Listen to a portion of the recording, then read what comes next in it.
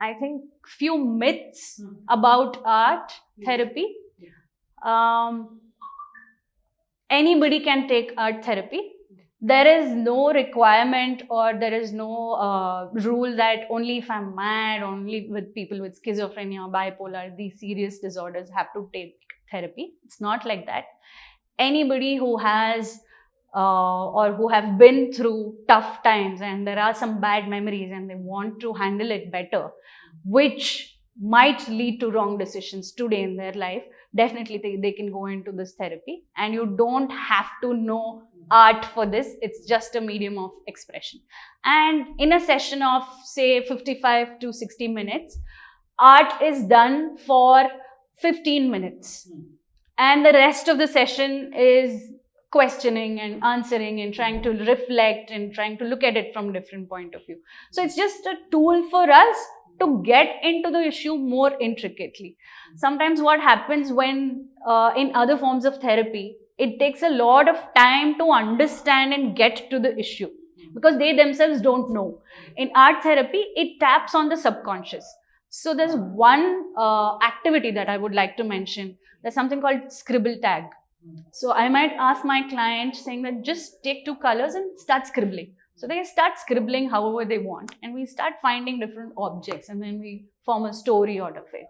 And now they are not ready to make any artwork, right?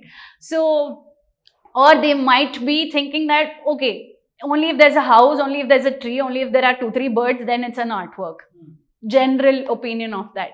But here we are finding for things in some scribbling that you've done, which is purely from a subconscious level.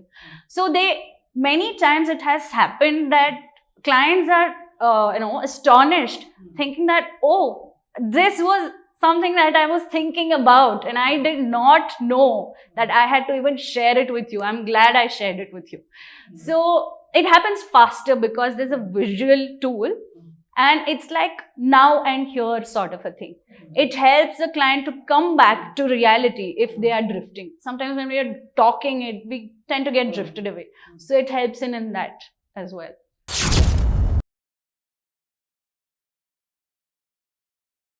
There have been situations where clients have gone through sexual abuse continuously for over 4 to 5 times from their childhood to until the age of 25 and 26 and unable to make new relationships in their life. And this is quite traumatic if a child has gone through sexual abuse from the age of 5. So if these kind of intense memories have to be handled, I think art has beautifully shaped these situations in helping them erase or manage, not completely erase, but manage these emotions and, have a normal and good life right now. So I think from there to identity issues, now teenagers go through a lot of identity crisis. So trying to find their identity and trying to find who they are, where they belong and things like that. So art has helped over there as well. So these are a few examples.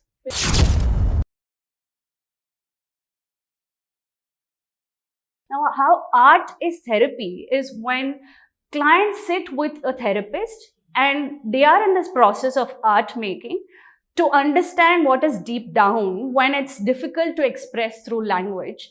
We give certain prompts to them and get them to express it on the paper. It could be through clay, it could be through paints, crayons, different sorts of media. So once clients do that, we ask them in a non-threatening way, like say, for example, what do you see in the picture? So they say, I see a butterfly, or they say, I see a person.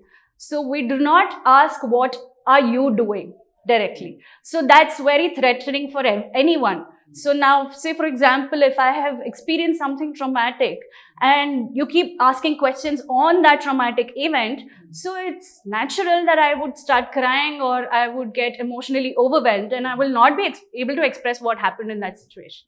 But in fact, if I have a reference of art there, and if I'm talking about that character and not myself, so it's easy for me to explain what that person went through.